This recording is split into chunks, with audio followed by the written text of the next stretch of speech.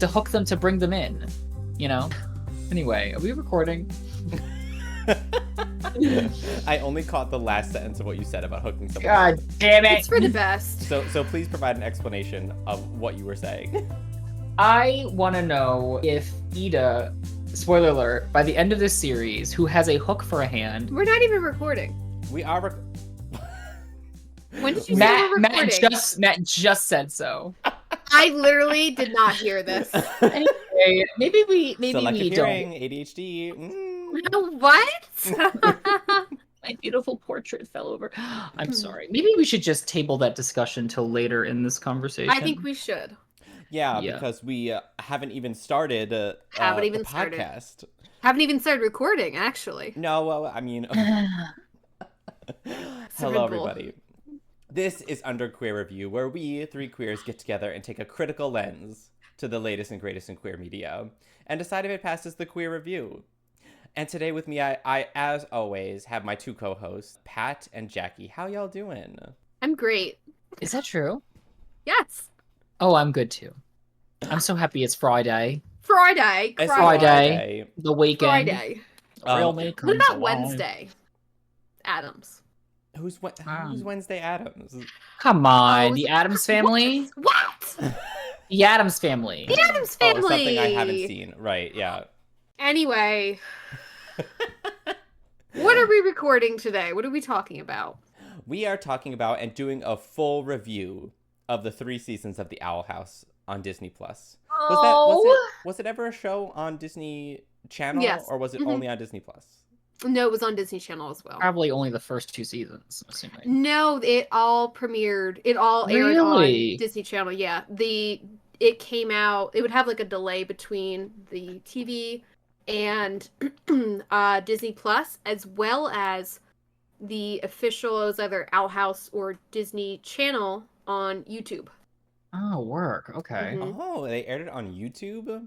They did, and we can get into the whole season length debacle, but I believe that was actually one of the things that kind of boosted the season 3 numbers and helped demonstrate that the show had a strong fan base and great traction. Yeah, and I understand why it had a strong fan base, because like I had heard about it through the whispers of the grapevines, Me screaming, watch Jackie the screaming, show. yeah, Yes. please watch this. Yes. Yeah. And me ignoring you guys like I always do in terms of watching Selective shows. hearing. Mm-hmm. No, just in terms of watching shows, because I never listen to you guys. But then, Hates us. upon watching this show, I was like, oh yeah, now I see why Jackie wants me to watch this show. Yes, it's so good.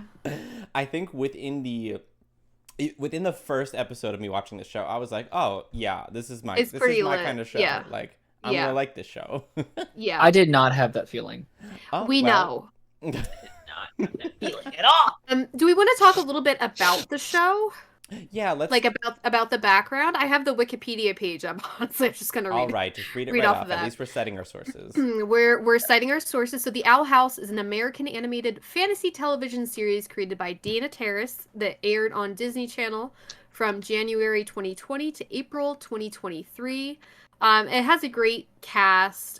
For those who also don't know, Dana Terrace is kind of this associated with these famous cartoon makers, animated series creators, including Alex Hirsch, who had several voices on the show, including King and Hootie. And Alex Hirsch created Gravity Falls. And I think Alex Hirsch and Dana Terrace were actually dating at one point, which is adorable. So yeah, it follows Luce, the human, who kind of stumbles into the demon realm through a magic door portal and follows her on her journey to falling into herself and proving that she has a place within the demon realm. And having a place in the real world by extension, I believe, by the end. Yeah. Well, great. So should we go on and start asking the hard-hitting questions? Yes. Okay. What do we think that the Owl House did well? Due to certain constraints, they couldn't do as much as maybe I'd like them to do. But I think, when the plot got going, the plot got good. So I think it's a fun story. It really threw the bisexuality right at your face at the beginning Loved of it. season 3, which I loved. It would kind of like hinted at it, and then it finally showed it in what, season 2? Yeah, season Season 2 2. Two is they became it official. happens, and then Mhm. season 3. I mean, the beginning of season 3 is literally a montage of Luce like coming out and being bi, and I was washing dishes as I do because my dishwasher's broken, and I had it on, and I was looking at the TV, and I looked down the dishes, and the next episode started, and it was just bisexual colors, her coming out to her mom, I think, all this other Hi, shit. And I'm bi. I Yeah. said, "Oh wow, look at this! Isn't that strange?" Yeah. And On then I was like, Disney. on Disney, I was aghast. I was taken aback. I Gagged. needed a moment. Ooped. I put the sponge down. I put the plate down because I knew I might drop it. And I said, "Oh, this is interesting." And I loved seeing it. It was hilarious, and they made it very comedic, which the show They was did. Yeah. was more of a comedy than anything else. So And you know I think what? it did that very well. You know what? What was that? No, I'm glad. I'm glad that they addressed it. Yes. Because what it had seemed like was that they just weren't gonna address like real world issues like coming out and having that be a thing, which is fine in some cases. Like in She-Ra, they didn't do any of that. Like it was just like, oh yeah, they're lesbians. Like no one's coming out. Like it's just fine. Yeah, they live in a fantasy world though. Well, yeah, I mean, they in the demon realm, I guess, is also a fantasy realm. But then you enter back into this kind of real world scenario where real things such as having to come out do exist, and obviously Luce's mom is completely okay with that, which is awesome.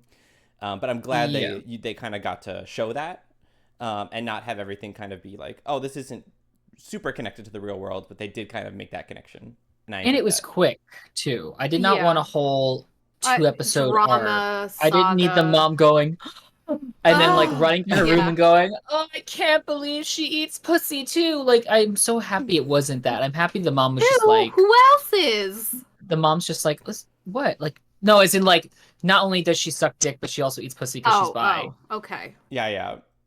Yeah, I I mean, agree. I Amity didn't. does probably. She probably does. But yeah, I loved the casual representation. Like they just had all these different types of representation you don't usually see in a lot of television, like a non-binary Yeah. character in a Yeah. cartoon.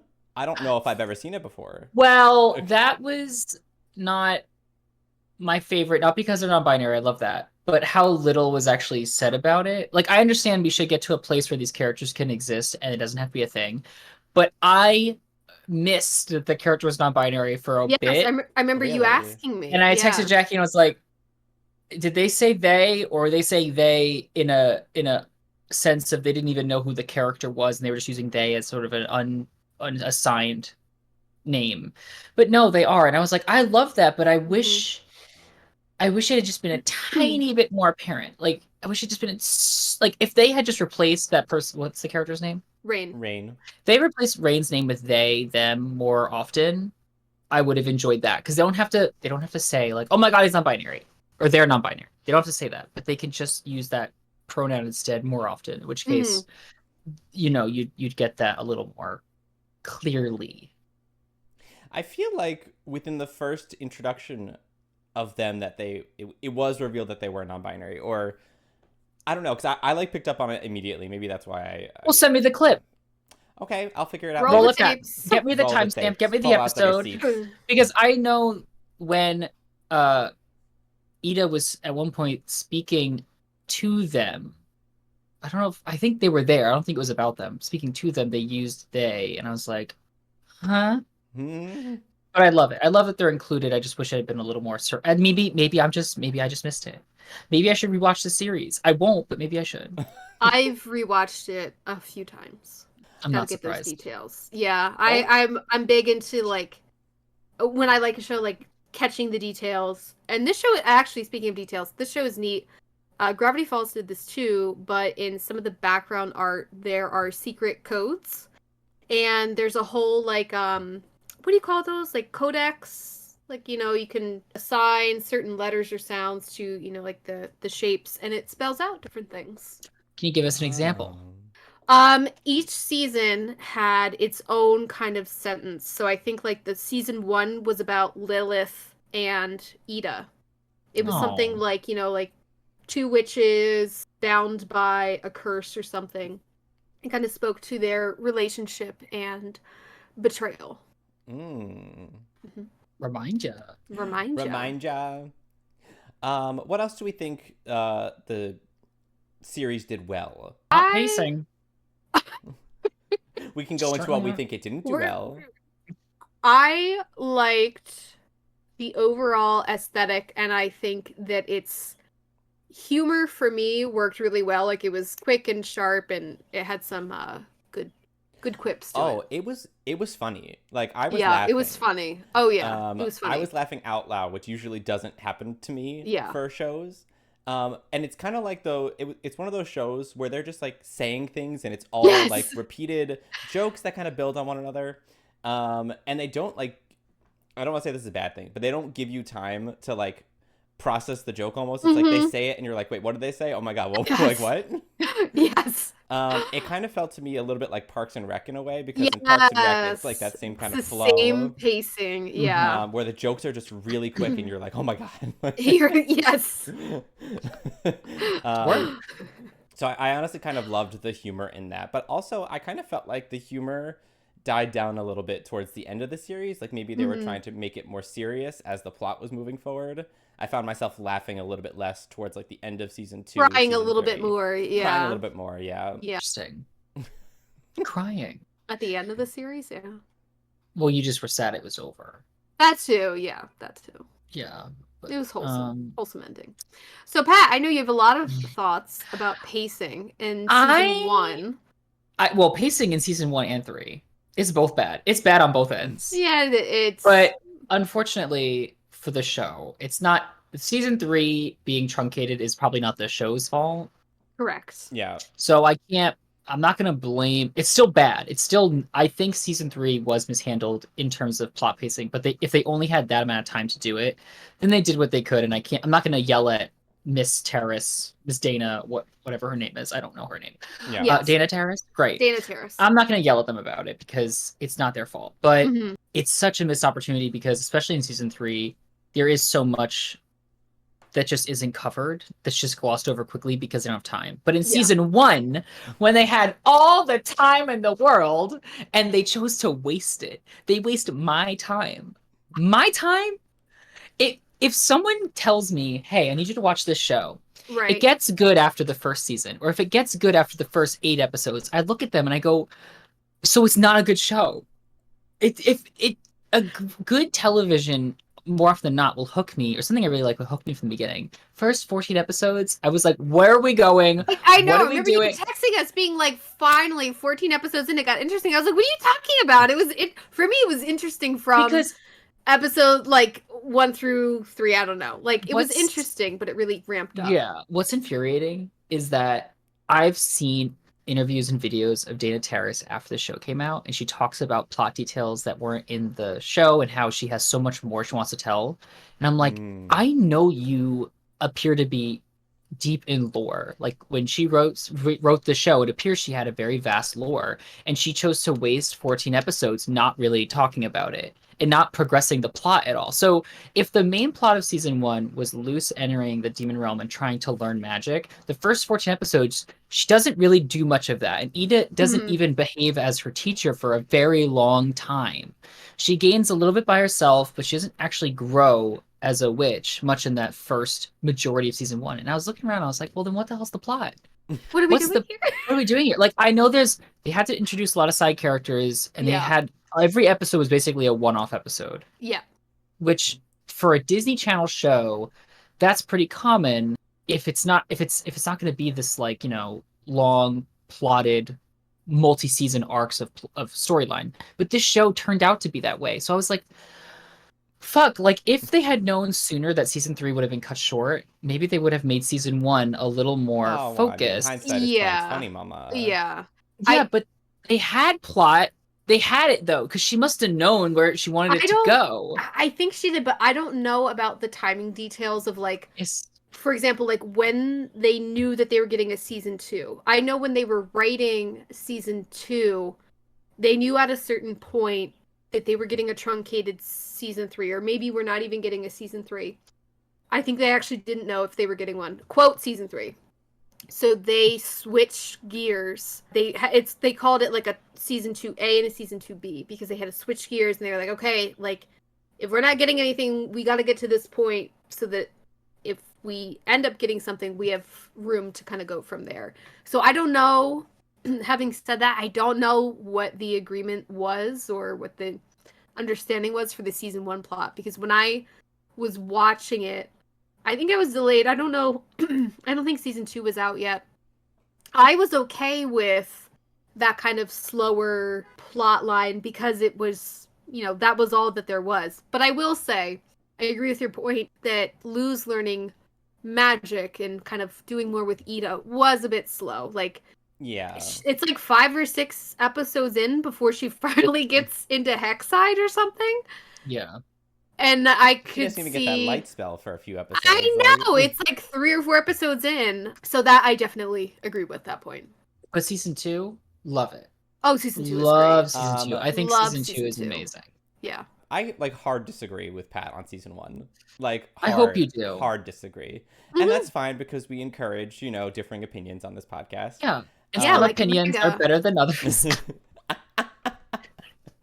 I entered the show not knowing what I was going into. I didn't know Mhm. if there was going to be an overarching plot or if this was just going to be like a SpongeBob-esque show where you Yeah. just get a different plot every episode and it's just for fun. You just watch the show. It's for giggles. It's for laughs. It's fun. Maybe there's a Yeah. minor overarching plot line, which there was. I kind of got the point that there was like, in season 1, it was kind of like a minor overarching plot line that eventually ramps up into like more major plot lines.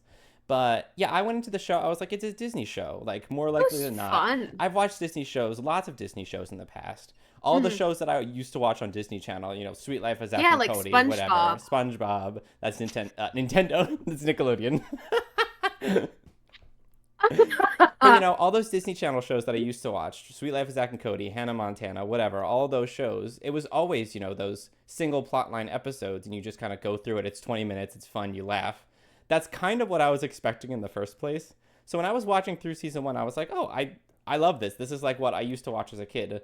And I was really into it. So I understand the whole part of it being slow for her to learn magic, but like that's honestly not what I was expecting going in. Mhm. So I loved it. I loved season 1, and then I loved season 2 because then the plot started ramping up, and I was like, oh, what's going on here? There's lots of threads opening up. So Yeah, that's just my opinion. I loved in season 1 the convention episode because I think for me that's when I think they did a really nice job of introducing more characters and kind of introducing the world a little bit more. And yeah, I did like those kind of one-off little plots. Like I was a teenage abomination, all that stuff. Yes. Yeah.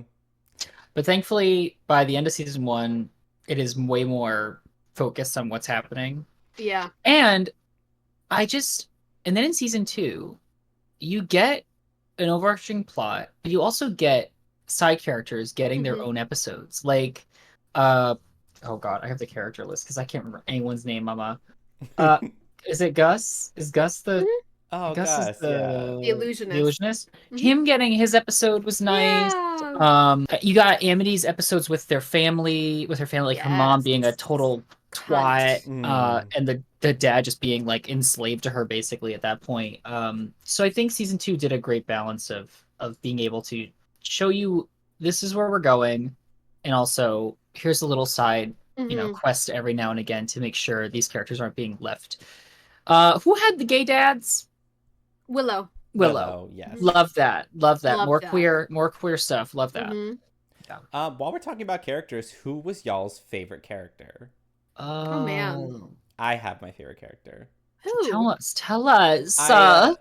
For me, it's like not even close. I just loved Ida so much. She was such a goddamn mood. Everything she did, I was like, this is so relatable to me. Like, yeah, the just non-caring attitude about everything, and like just being like, oh yeah, things happen. I She was want to lovely. be like an eighth of as cool as she is. I Mama, know. you're just as cool as her. Oh, thank you. You just got to rip off that hand. I was just waiting for something. You just gotta take off. I'm kind of getting there. I'm getting there. Well, with that wrist, Yeah. you might as well just take it off. Just get the knife. Oh, Yeah, Who she's was yours, great. Kat? Oh, he didn't have one. Hootie. He hated all No, of I them. do. No, I like most of the characters, actually. I mean, I love Ida's voice actor Oh too, my god, Wendy she's Malick. amazing. Her Yeah. voice is so Fucking specific. It's so singular. perfect for Ida. It Mhm. really You is. like anytime I hear her voice, you know exactly what it is. Her tone is just so specific. So I did love her, and the character's great, and she's, sort of like this trollop fugitive woman. But I liked Hunter a lot, Ah, and I yeah. thought Hunter had the best mix of like tragedy, Yeah. comedy. He had a very good villain to hero arc. Yeah, he did. Spoiler alert. Well, this whole thing's a spoiler alert. Spoiler alert. He's actually like modeled after Belos's dead brother, and Yes. there's like He's a hundreds of clone. dead hunters Hundreds. just scattered around everywhere, and him having to realize that and like come to terms with the fact that he's not even like his own like he is his own person, but Mhm. him having to deal with that it's wild and crazy. And also he gets that cute bird, and I love that bird. Also, the bird. Jack. Quick The bird side died. note. It died. Sorry. The bird, okay. See, this is how I know there's more lore that they're not getting to, because there's a moment where Belos is like it's in season 3. They're fighting, and the bird is still alive at that point. And Belos comments on the bird and calls it by a different name. He calls it by a different name. And I'm pretty sure that was the witch woman that was in love with Belos's brother. Yes. And that's not dealt with at all. It's not explored. No. It's only if you heard him say that and then you listened to that story that the hayride girl was giving them. There are these two guys, and one of them fell in love with the witch, and she took him back to his, to her lair. In season 2, when they're in Belos's mind, if you watch closely enough, some of the background canvases, you can see Belos as the child and Caleb together, and you eventually will see like a bird. There's like it's kind of like subtly in the background. Very interesting. It's just fun fact, there's even more lore. I don't think this is confirmed yet, that Ida is a descendant, like the Clawthorns are descendants from the original Caleb and that witch. It's just, I know there's more. And she talked.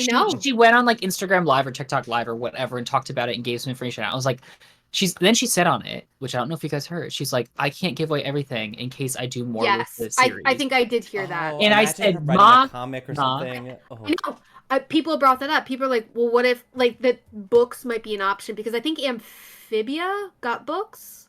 Legend of Korra got novels. books. I would douche that so fast. You would douche a book. Yeah, anything to get more of it. Shove it up right there. I would take the plaster off. If it came down to the series getting, I don't know, renewed or more media, I'd eat it. I'd eat the book. I'd chop it up, put it in a salad. Form. I don't care if it's a comic, a graphic novel, a book, tweets. She just sends it out in tweet form. I'd take the paper and cut between my fingers like in Everything Everywhere All at Once. Matt, what would you do to prove your love to the series? Well, anyway, I think for me... Why? I would sit down and put on Disney Plus, obviously, and I eat lasagna with it. I would sign up for my own Disney Plus account. I wouldn't even use someone else's. I'd sit through Call Me by Your Name again. That's what I'd do. I would do that too. That's interesting. I would do it without fast forwarding any part. I swear I would. I think for me, my favorite characters, it's kind of a mix between Ida, because I really liked her story of kind of opening up to other people and having found family. We're so horny for found family plot lines. So that was really wonderful. And the gates. Open the gates! Open the gates! Hunter, on like my second watch through, I think I became much more fond of. I found him so much more tragic and beautiful and wholesome, and I wanted nothing but the best for him for, all the reasons that we've talked about, his identity crisis and trying to find out who he is and who he should be. And Amity, I really liked Amity and her theme of choosing happiness. And she has a great quote at one point. I think she's talking to her cunt of a mother. And she's like, I like Luce and Luce's friends because they make me think about the person that I want to be, like who I want to be in life. And I thought that was so important to one, think about in general, but two, to say that. I want to surround myself with people who make me think about who I am. I loved it. Amity is such a good character arc. She has a great character arc. I think yeah. almost every side character that was important had like a Yes. really strong Willow? character arc. Oh my god, Willow Yeah. had a whole fucking glow up. Oh my god, Yeah. so many of them. Oh, Willow got into fitness real big, and she's like, I'm gonna be a big lady, and I'm gonna be yes. strong She's physically. gonna pick up Hunter and fucking bench him. And Oh, when I'm they here had for their it. little moments, and I was like, oh, she's gonna rip Gonna him wreck open. him. She's Yeah. gonna split him open. She's gonna, yeah. She's gonna over. say, "Oh, come here, Hunter. Let me show you how to bench properly." And she's Yeah. Jesus. Rip him open. How do we feel about Hootie? I don't care about Hootie. I'm sorry. Also, Hootie got no backstory really, which, we can't all get backstory really. Mm-hmm. Yeah. Whatever. Oh, and King. I loved King. Oh, yes. On later King. watch throughs. Yeah. King is Anyway. lovely. Hootie, though, is so... I'm so happy he got to be friends with Lilith, because Lilith made him more endearing. But he's just... It's not even like, oh god, the voice is one thing. It's so annoying. But also just the character is annoying. I'm sorry. I just don't like it. I didn't like it. I thought he wasn't funny, really. It was just sort of annoying. Matt, what did you think of Hootie? Because I don't know if I'm gonna have the same opinion. It's bad. My opinion on Hootie is like the point of his character is he's supposed to be annoying. I know. And honestly, I thought and this is kind of maybe not the greatest opinion, but I loved everyone shitting on Hootie. I know.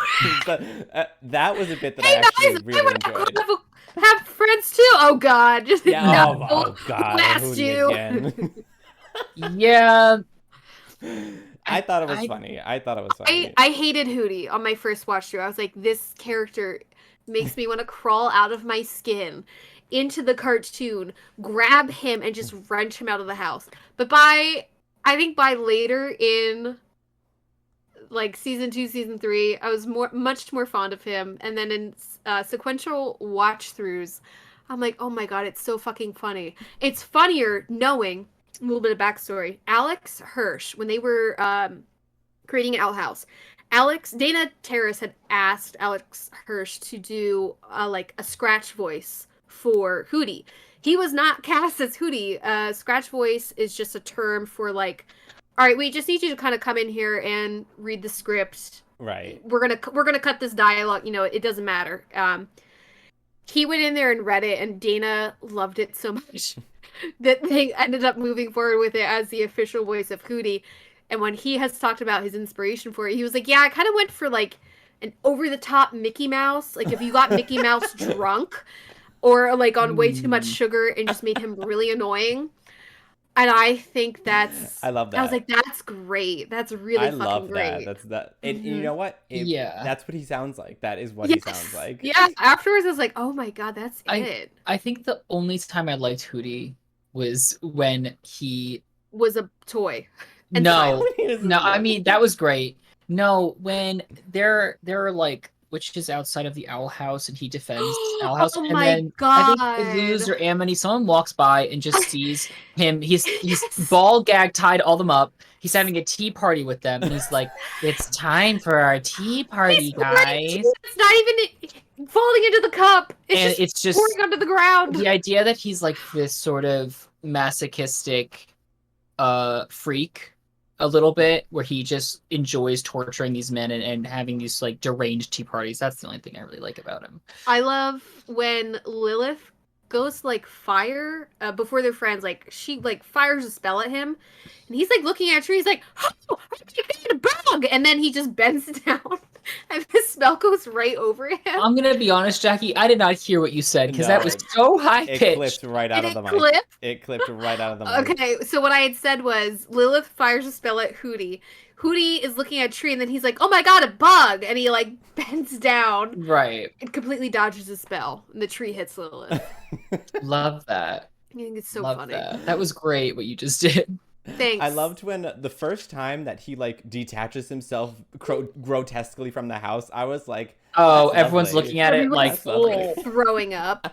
yeah. I was like, same. Actually, that was really distressing.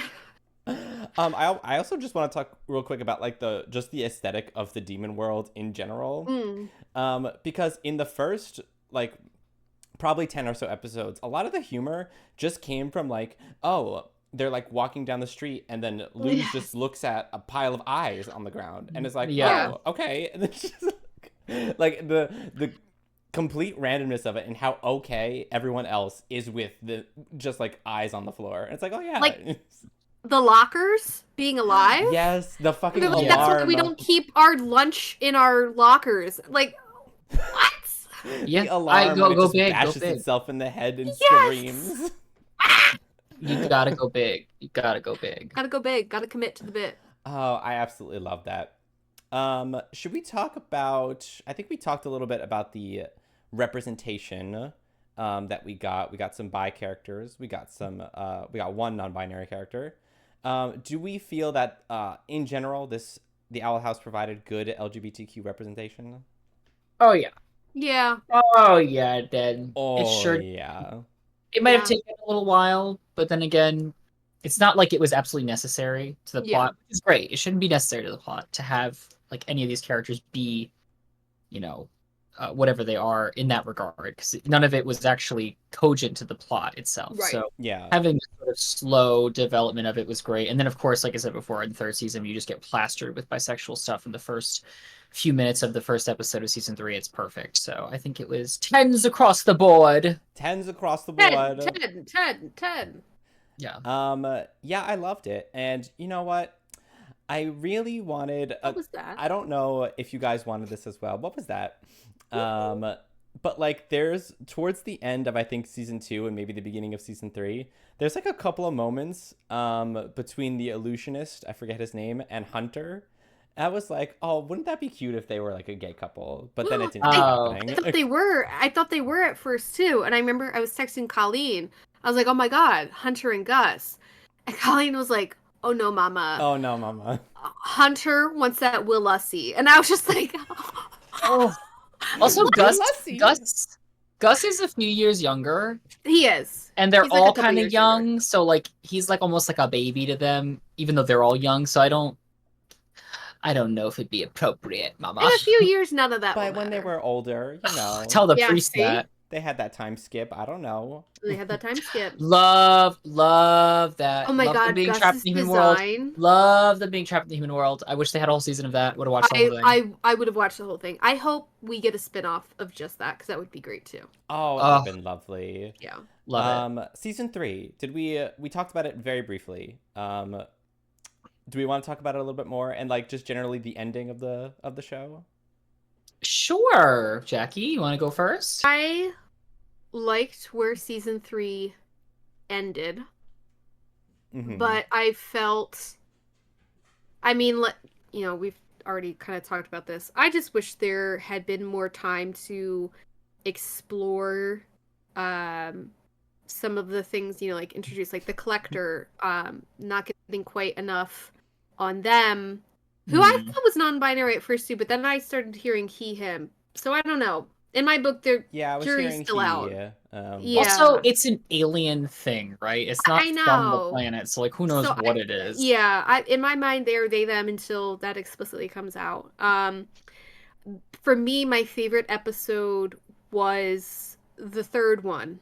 I thought a little rushed, but it got the job done and was very impactful. I think my least favorite of those 3 was probably the first one. Really? Yeah, I felt like it might have been unnecessary kind of, I don't know, pacing.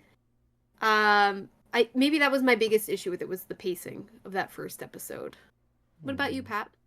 Like I said before, it was too rushed, but then again, they only had 3 episodes. They only had that much time to fill whatever. But like, I don't know. I was watching these plot developments happen very quickly, and I was kind of like, yeah, but I wish we could go in on this because this is interesting.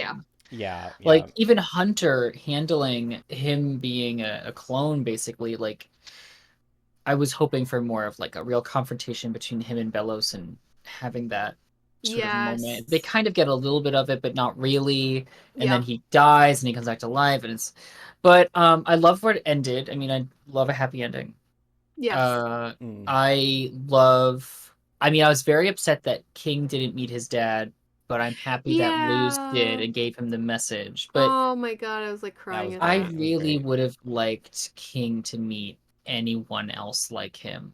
Yes. Yeah. But Found maybe they family, will in Mama. a He's a Titan, sequel. but he's with the family. I'm hoping that if there is a sequel, we kind of can go more into uh what the collectors did to them, because theoretically some of them should be alive, I think, but just kind of bound. In Collected. Yeah, like in books or scrolls, like the Owl Beast was collected by the collectors, and that's how they wound up as that kind of Oh. curse. Yeah, so I don't know. I didn't know what Interesting. was going on with the collector at all, honestly. Like, I was like, who is this?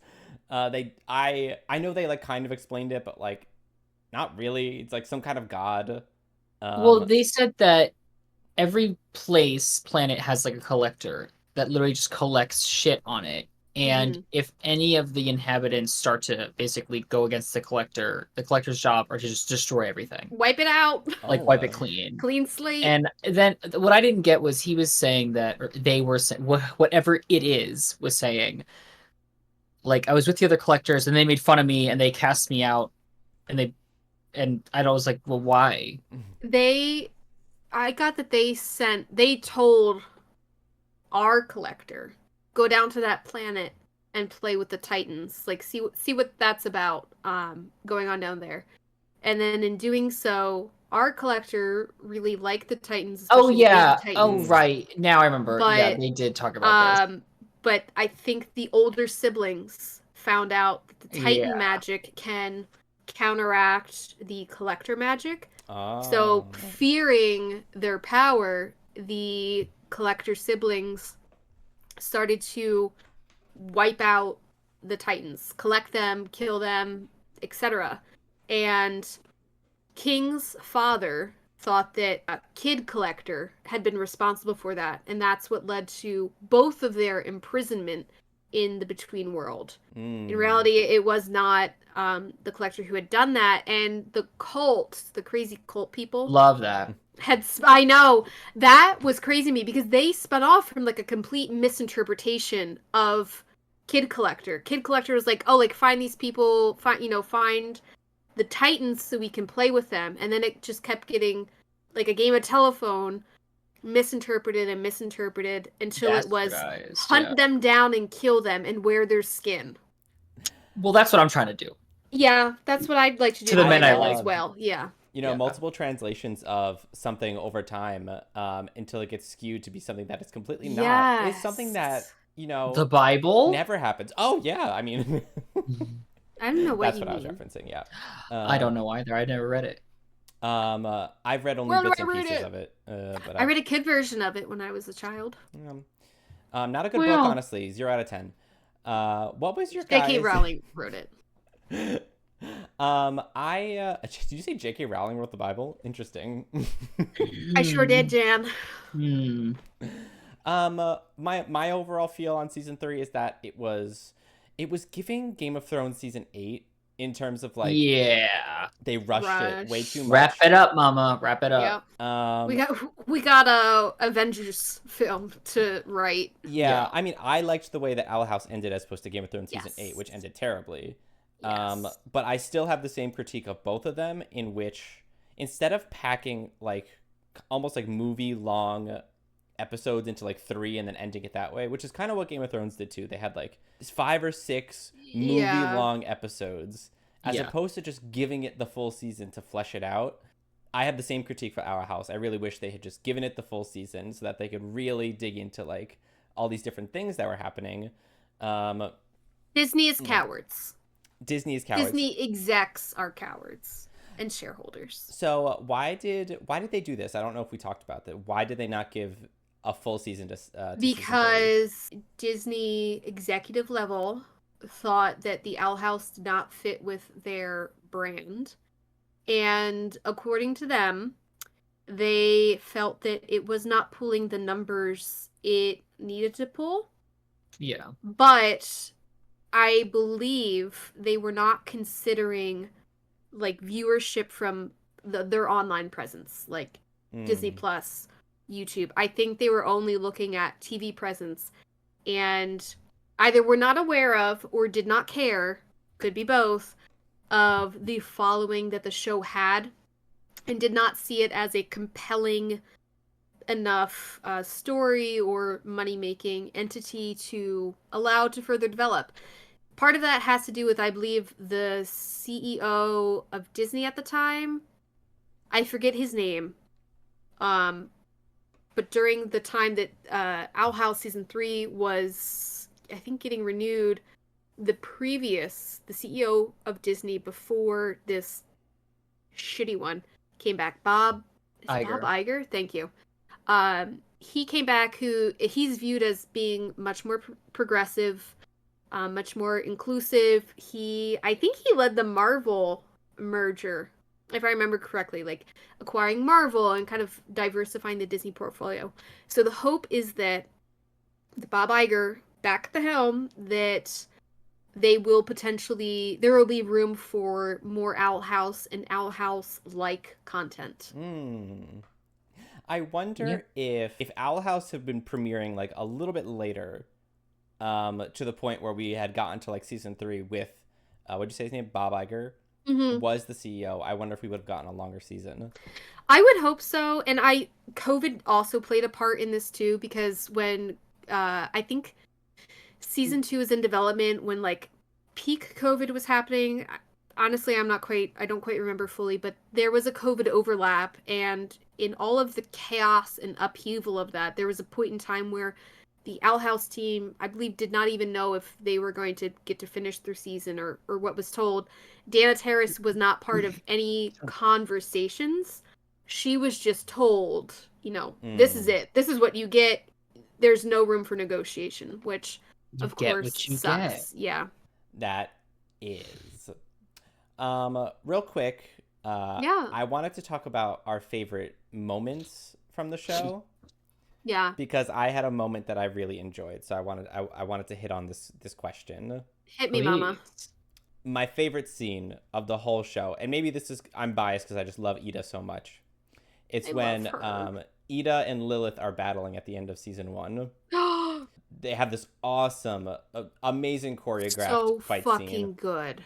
I was like, oh my god, this is like, I guess a lot of their animation budget probably went into this fight. It was so smooth. I remember, Pat, you mentioned something like, I wish the whole show had been that buttery smooth. Yes, I wish it had. Yeah, it felt a lot of the animation budget probably went into that. But at one point during the fight, like, Ida is kind of overpowering Lillith a little bit, and she says, "You can't even beat me at my worst." Yes. And I was like, I got goosebumps. I was like, that's such a slay.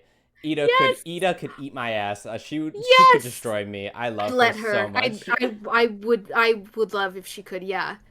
And it was just amazing to show, like, Ida is this really strong, really powerful witch, and she will do whatever it takes to, like, obviously save her found family. And was really passionate, and going up to Lillith, and I don't know if at this point we knew that Lillith had like betrayed her. She admits to it immediately after, because I think Ida says, at your best, you can't beat me at my worst. Yeah. And then I think Lillith says something like, then why was it so easy to curse you? Yeah. And then it's like, oh. Oh, I see. Yeah. There it is. I loved it. That was my favorite scene of the whole show, probably. That was great. That was a great moment, too, because I think there's a lot of Ida's character that is kind of shown in those moments, too, where Ida's like, I've always been wild, and you have always looked down on me for that. I thought that was also really profound. Oh, yeah, absolutely. Lillith, at that point, was, like, giving off, I'm so much better than you because I'm part of the Emperor's Coven, and I'm working for the Emperor kind of vibe. And Ida being this, like, underdog, I guess, in that case, where she is kind of going against, she's like the rebel. So seeing her being like, I'm still more powerful than you, regardless of what dropout who is selling trash from the human world is still more powerful. Slay. I loved it. It killed me. Slay. What about y'all? Jackie. Oh man. I hadn't thought about my favorite moment, I don't think. I Great. think there were a lot of profound shut your whore mouth. I think there were a lot of profound moments in the show. One of my favorite moments that I really appreciated, it hit me on a very personal note, was when Luz is struggling to talk to Amity or talk to other people about the anniversary of her father passing away. And her and Amity end up growing flowers together. It really was nice to see grief talked about and normalized and have it touched upon the importance of kind of like your support network and how accepting Amity was of what Luce was going through without dismissing kind of wouldn't act like Luce had been acting kind of reckless and selfish without dismissing, she had caused chaos. Yeah. That was one of my favorite moments. I thought that was very nice. Yeah. What about you, Pat? Did you have a favorite moment? Not really. When the credits rolled. Yes. I liked a lot of it, but not really something that's sticking out. I guess. You drag me for not having a moment? Well, you like the show way more than I do. Yeah. Slay. No, I think, them at prom or whatever, was it called? Grom. Grom. That's really cute, Them, she's in the suit, she's in the dress, and they're together. That's pretty nice. I like that. Favorite moment. Oh, I hated that tux and tutu thing, though. I'm gonna be honest. Really? I hated it. I loved what it was doing. I loved its purpose. I just hated how it didn't looked. work. I hated how it looked. It might work for some people. No, not for me. I think I liked. Oh, it just left me. It just left my mind. I've really got to stop eating edibles so much. Oh, What, I know. Did you have an edible before? No, I didn't. I'm just saying in general. Oh. Oh God, I just thought of it. I know what you were gonna say, Pat. It was the episode that was all about Hootie, right? And trying to fix their problems. Oh my God, that was a funny episode though. That wasn't. Oh no, obviously the romantic scene where she, goes up through her window and is in return. Come to my window. Melissa Etheridge, you big Lissy. Yeah. Yeah.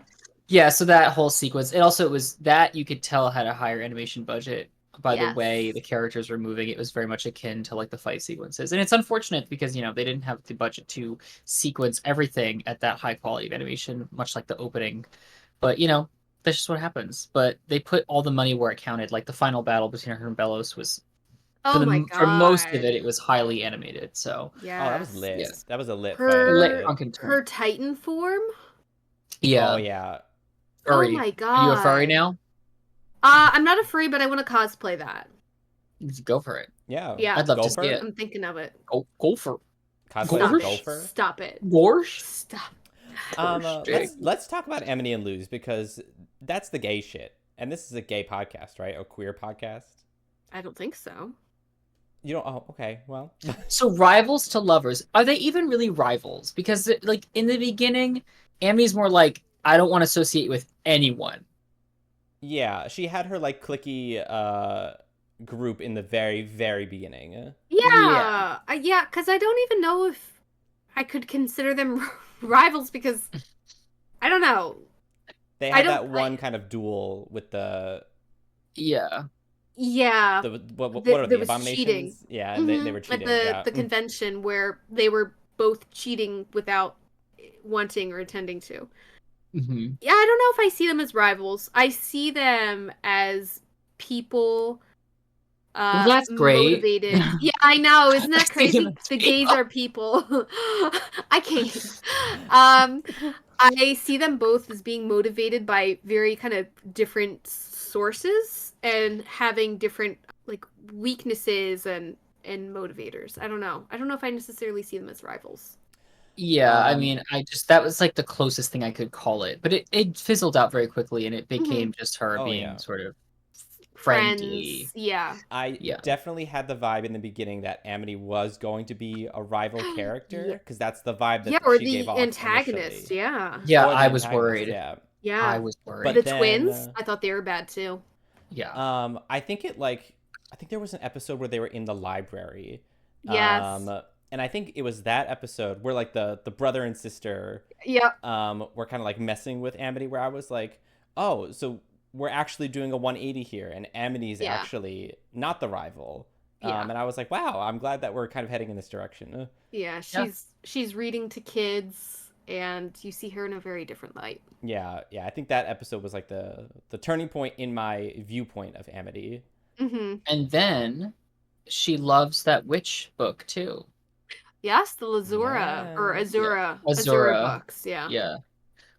Which, love to people who can fangirl over, whatever. I know, it's so cute. And they're in the bedroom cosplaying. Oh, they're role playing and They're cosplaying. role- Yeah, they're they are I will 100%. Azura and Hecate. Yeah. Yeah, mama. Um, Getting those broomsticks out. How did we feel about Belos as the main antagonist? At first I didn't feel like he had almost enough compelling backstory Mm-hmm. as a villain. But then I actually started comparing him to some of the narratives that we're seeing with modern politics or historical villains. And I'm like, you know what? There are a lot of parallels between the two, and I felt that was strong enough for me to not need all of the details of his backstory, for me to just label him as like, you know what? He is just a piece of shit. That's just kind of Yeah. his thing. A bit obvious that he was human. I didn't. Very obvious. I Very obvious. Especially I because didn't- his staff is metal. It looks like a machine. Yeah, He has like the metallic component to it. And I was like, Mama, he's not doing magic the way the girls are doing it. but I thought that was intentional. Like because he was trying to be like, oh, through the Titan has told me it has to be this way, and only I can use a certain type of magic. Now in rewatches, I'm like, that's a man. That's a human man. That's a man. That's a grown ass ugly man. ass sewage in his body. The Emperor being He's got a lot of human, I sewage. felt was pretty obvious, but the Emperor being that one guy from the past, that one I didn't really see coming. Oh yeah. Mama, were we not watching the same show? I guess Were we not watching the same show? Listen. I guess not. Listen. I also wasn't expecting King to be a Titan. So That I didn't either. Pat's over here like, I've been new, and I'm like, bitch, I guess I didn't. I guess you have been new, because I didn't. No other demon looked like him. Okay, but you barely how does that see. make him a Titan though? Yeah, when Hootie's doing his whole like, what are you thing, and he's like, well, you're not any of this, and I'm like, yeah, because he's a fucking Titan. Like, I what don't else would know. he be? I didn't pick up on it. I didn't pick up on that either. You're so much smarter than us, Pat. I don't think that's true. No, I don't think it's true. I think Pat was just. Jackie's like, no, he's a dumb bitch. He's a dumb cunt. bitch. He's a dumb cunt. I think Pat was much less charmed and enamored by the show, so that he could cut through and see like plot points and maybe tropes. Well, because I'm like truffle hunting for the plot. I'm like a pig in the forest, truffle hunting. Pig snout on the floor, searching for plot. Those pigs are expensive. Yeah. Yeah. You're a pricey bitch. Charlotte's Web. But anyway, Belos real quick. Oh, right. The reason I brought him up is because for me, it was giving Firelord Ozai.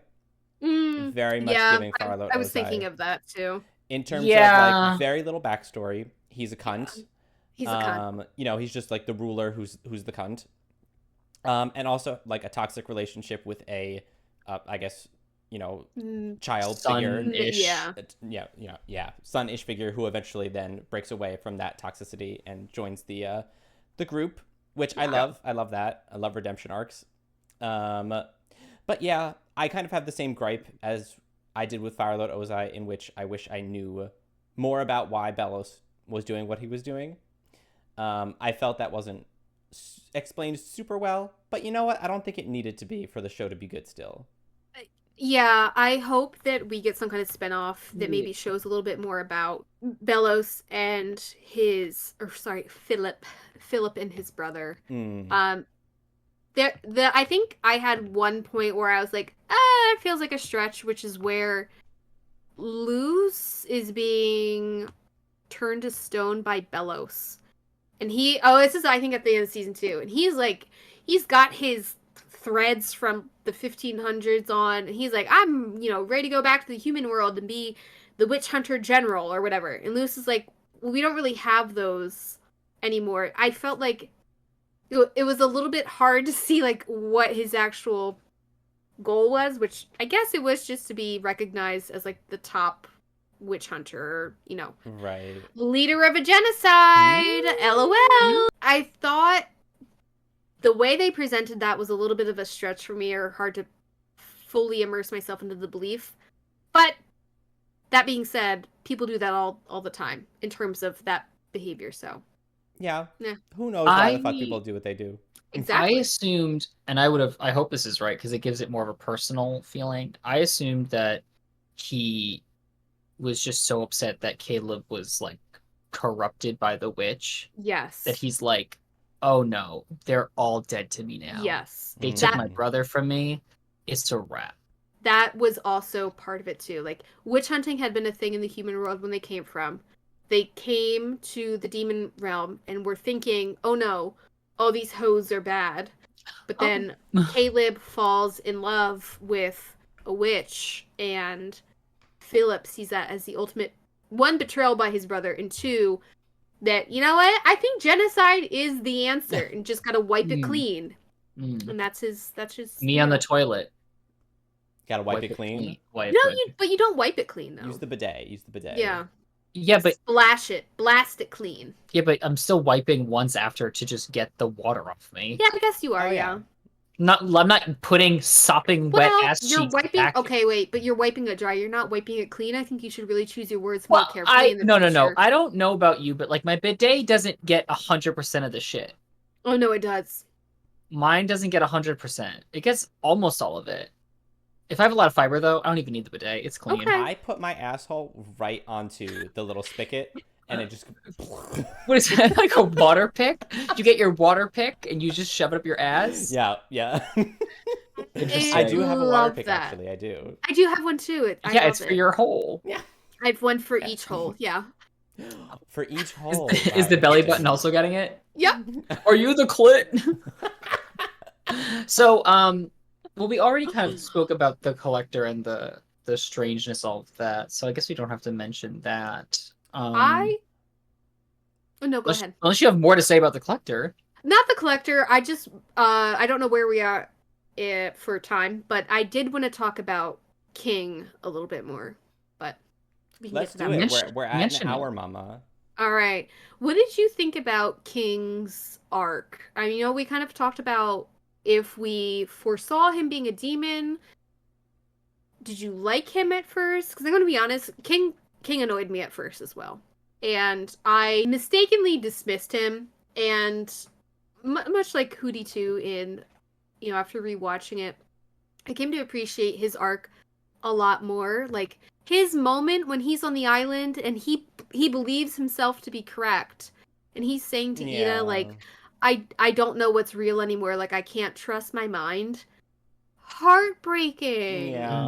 Oh, I think that's when he started to turn for me. And I was like, okay, you know what? He's not just a comedic relief character. There is something more going on here.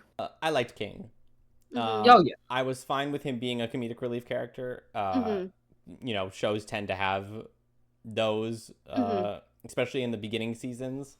And then maybe later they become a little bit more serious. Kind of like Sokka in Avatar. I'm just going to compare everything to Avatar. I mean, it's great. Where he starts off as more of a comedic relief character and then becomes more serious later on. That's how I viewed King. They always flesh out if you have a good show with a comedic relief character to start, and then they usually get fleshed out later and become more of like a wholesome character. Full of flesh. Full of flesh. Titan flesh. Titan blood. Yeah, I liked him. I liked his whole thing. His whole character arc. Yeah, he's great. I love him. He's great. I think one of the best scenes is when Ida is describing the lie that she told him about being a king and him being like a baby and her just being like, yeah, of course you're a king. Like, you have all these little subjects and you take them to war if you want to. And the little crown that he has is great. Yeah. I think it's also a really light way of kind of demonstrating how easy it is to misconstrue memories, and how much you can build your sense of identity on something that in your mind is a huge thing, but it was just him playing. Yeah. Yeah. I I think He's love just a that, little though. guy. Yeah. I think it also went to show how, Ida puts kind of on this facade of not caring about anything, but Mhm. then she really cares about, King's well-being, and also Yes. cares about Luz a lot, obviously, too, and found family. So When thought it was Luz very sweet. died, when Luz died and King and Ida just go feral, amazing. Yeah. Wait, when did she die? Hang on. At the end of the season, it's the end of the, well, not the end of the last It's like episode. it's like midway During in the the Belos third fight. episode. Yeah, she goes to protect the collector. Okay, wait, actually, we do have to She talk like about this. disintegrates, right? Yeah. Yeah. I think it was incredible how they did not let the ending be like, oh, well, any enemy is just a person with a misconstrued heart, and you can reform anyone. I thought it was fantastic how the collector tries to confront Belos, and he's just like, lol, you just weren't loved as a child, type of thing. Oh yeah. And Luz is like, collector, do not do that. Like, this is not, the same thing. He's, I don't know what it is, like fungus stuff, spores. Yeah. Touch Luz. She disintegrates, turns into light, goes off into the between realm. Meets King's dad. Meets Yeah. King's dad. That moment when she dies, and you just see how upset King and Ida are, and the collector realizing what death is, that he can't just snap his Yeah. finger. That was incredible. And that kind of scene next to the very end where Belos comes back and he's he arises from his sludge shit, forms himself. He's like, Luz, I was under a curse and I'm totally fine. And she's like, she says something like, I don't have to like kill you, or like, I forget what she says, but she basically is like, I'm not gonna kill you. And Ida Ida and King are like, we sure We are. are. Yeah. Ida and King and Rain, I think Rain is there, are like, oh, we got you. And they fucking stomp his muddy, gross ass into obliteration. Amazing. I loved it. It was not giving Firelord Ozai, because they actually killed him. They actually killed him. And I think, especially for a kid's show, one, you just don't see that. And two, not everyone can be redeemed. I'm sorry, people are just assholes. And I think it's so important to show that. Yeah, because they weren't trying to sell Luce or any of them as pacifists. Like Aang was trying to be sold as pacifist by the end of the series. So I was happy that a decision was made, because some people are just not, you can't keep them alive. No. Can't. He's too dangerous to be left alive. Yes. He is too dangerous to be left alive. I want to mention one thing, and I don't know why this train of thought entered my head. It was something that Jackie said. I want to talk about Luz's mom, because in the beginning, they kind of painted her out, like in the very beginning of season 1, they kind of painted her out to be kind of this like hard ass, sending her away to camp, being this asshole mom, and then that's why she runs away and goes to the demon realm. But then like, I don't know if they like decided to rewrite her character a little bit more, or if they had this planned all along, but it turns out she's just like, she's actually really chill, and she was just worried about like Luz's well-being. Because she grew up like Luz did, bullied, exactly, ousted, like and so she was she like, and Luz I don't are very want much that. kind of the same. Very similar, very nerdy, kind of more marginal interests. She loved what was the equivalent of Star Trek. She had that whole like room in the basement that was just like all the, I don't know what they called it, but the Star Trek stuff. Yeah, I thought that moment where I think Camilla has a dream, and you see her kind of like reliving her past and reliving these moments with Luz and loving who Luz is, and the difficulty of seeing other people around her not loving Luz for who she is. I think they did an incredible job of that.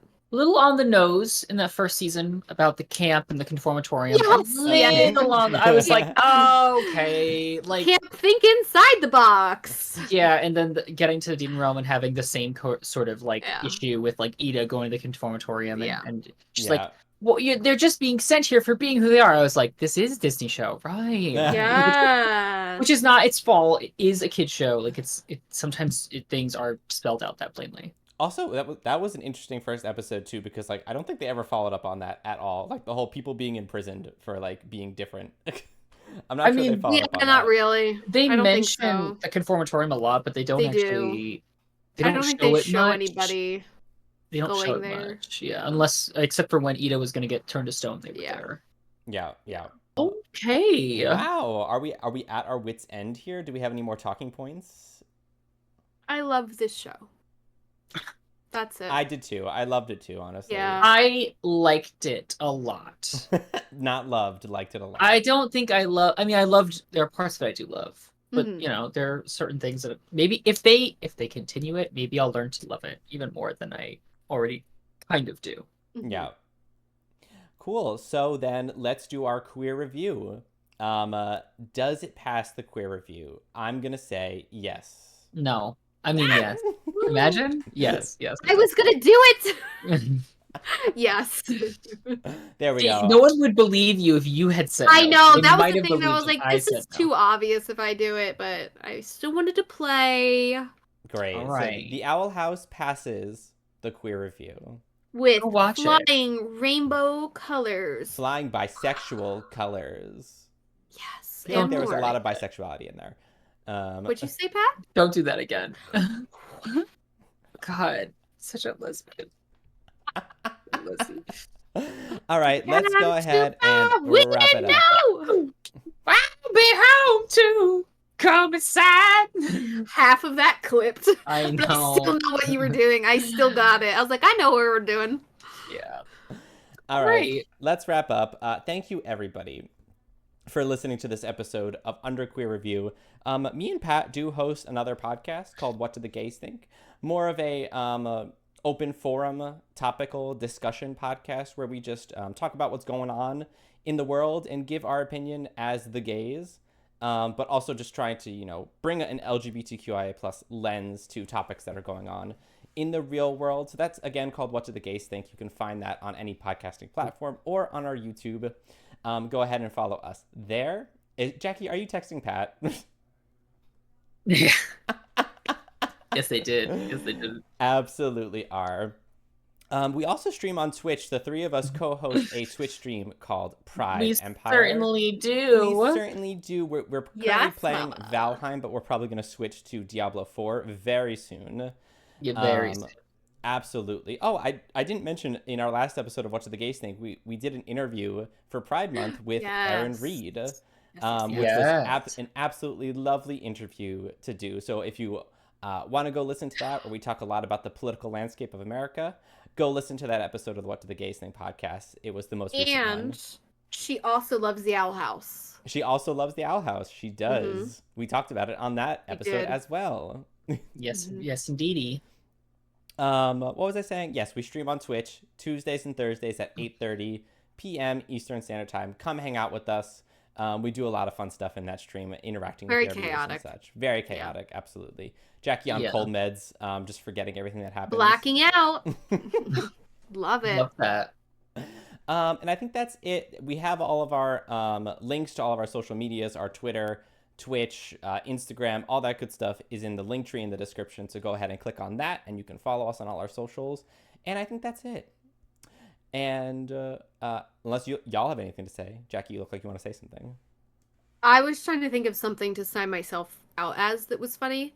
But I also just thought of a fun final question. What track would you be in the Next side. Yeah, in Hexside? Oh. Mama, I'd be final. all tracks. You can't pick I'm all. just gonna Well, you lose. can't pick all tracks. If You you can't had pick all to tracks. pick one, Okay, but if you had to pick Oh, one. who are you, Belos? Who are you Yeah, trying we're to going. pick Pick We're, up? one. we're gonna do a pre Liberty thing. Okay, fine. I feel like I would be maybe Abomination. Either Abomination Hmm. or Plant Track could be fun. Because Abomination, I mean, he could do a lot with that. I mean, don't you just summon abominations? Yeah. Yeah, it's and kind of fun. Yeah. Plants. What were them? Okay, There's so the it's illusion, potion, abomination, beastkeeping, healing, construction. beastkeeping. Yeah, I think I said potion, yeah. I think it would be. I think I'd do beastkeeping. Oh, that's pretty lit, yeah. Get those Yeah. animals. Bard, beastkeeping, potion, Bard. plant, I was illusion, gonna- healing, oracle, abomination, construction. Oracle. There's also detention, but that was something separate. Detention. I think it'd be plant. I guess because I plant person, so I guess it's a plant. I love You don't that. have to tether yourself to that if you don't Yeah, want I mean, to, though. you can do whatever. I would do it all, but apparently I can't do whatever I want. Yeah, you can't. But you can do whatever. It would be. I would use the Titan magic that loses That's not- with no, the papers. That's not part. That wasn't an option, Matt. I If I already can picked have mine. it all- I already picked mine. I Okay. was just joking. Okay. Okay, It's very well, serious. Well, thank you, everybody. And I am Ida as the Owl Beast. Oh. Yeah. oh, specifically Albies. Wow. Ooh. Okay, I'm two things. I'm horny for more Owl House. Interesting. Open the gates. Open the gates. I'm horny for more Owl House content, and I'm loose in Titan form. Ooh. Jack. I'm watching Willow Peg Hunter. Okay, goodbye. Goodbye.